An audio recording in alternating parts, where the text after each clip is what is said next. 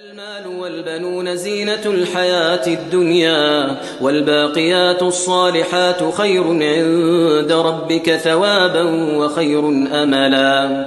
المال والبنون زينة الحياة الدنيا والباقيات الصالحات خير عند ربك ثوابا وخير أملا. المال والبنون زينة الحياة الدنيا والباقيات الصالحات خير عند ربك ثوابا وخير أملا.